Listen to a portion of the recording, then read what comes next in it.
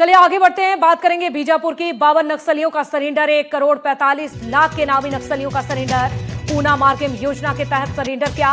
Bijapur SP और CRPF के सामने सरेंडर किया। इस वक्त की ये बड़ी खबर आपको बता रहे हैं। एक बार फिर से एक बड़ी सफलता मिली है, क्योंकि एक साथ 52 नक्सलियों ने सरेंडर कर दिया है।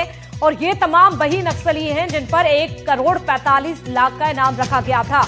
1 करोड़ 45 लाख के नामी नक्सलियों ने सरेंडर किया।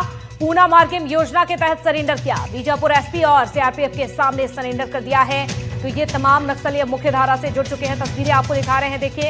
एक साथ 52 नक्सलियों का सरेंडर अपने आप में बड़ी सफलता हो जाती है, क्योंकि अब समय बहुत ही कम बचा हुआ है। नक्सलियों के बाद अगर अभी भी आत्मसमर्पण नहीं करते तो इन नक्सलियों को ढेर कर दिया जाता। बीजापुर पुलिस और सीआरपीएफ और बाकी जितने भी सुरक्षा बल हैं उनके सामूहिक प्रयासों से 52 जो माओवादी हैं वो मुख्य धारा में जुड़ने के लिए आज पुनर्वासित हो रहे हैं। इसमें अच्छी बात यह है कि जितने भी जो बड़े कैडर के हैं, जो आर्म कैडर हैं, वो अब हथियार छोड़कर मुख्य धारा में शामिल हो रहे हैं। इसके साथ में ही जो नेशनल पार्क एरिया, जो एक सिक्योरिटी वैक्यूम एरिया माना जाता था, उसमें 7 जो आरपीसी हैं, जो जनताना सरकार के जो अध्यक्ष हैं, उन्होंने भी सरेंडर किया है साथ में।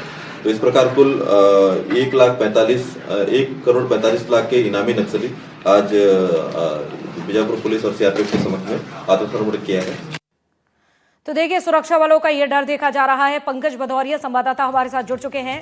पंकज, ये मजबूरी है, क्योंकि आखिरी विकल्प अब यही है कि सरेंडर करना, नहीं तो ढेर किए जाएंगे। क्या ये मजबूरी है या फिर वाकई में नियत बदल रही है नक्सलियों की, जिस तरह से सरेंडर कर रहे हैं? देखिए, कोई नियत बदलने जैसी वाली बात नहीं है। दरअसल लगातार जो साल भर से ऑपरेशन चलाए जा रहे हैं और इतना बड़ा दबाव है सरकार का, गृह मंत्री की खुद एक डेडलाइन है कि 21 मार्च तक पूरा नक्सलवाद खत्म होना है। लगातार बड़े नक्सलियों को एनकाउंटर हो रहा है।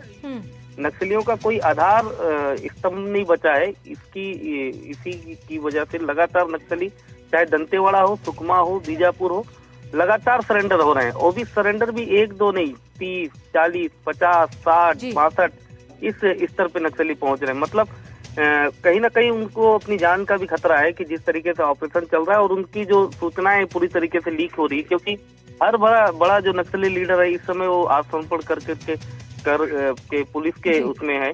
तो लगातार पुलिस उससे पूछताछ करके भी इस बात का पता लगा ले रही है कि जो बचे हुए नक्सली हैं इस समय जंगल में किन किन ठिकानों में। ये भी एक डर है। जी बिल्कुल, कहीं ना कहीं दबाव इतना ज्यादा है कि अब सरेंडर ही करना एकमात्र विकल्प बचा है। चलिए, शुक्रिया आपका जानकारी देने के लिए।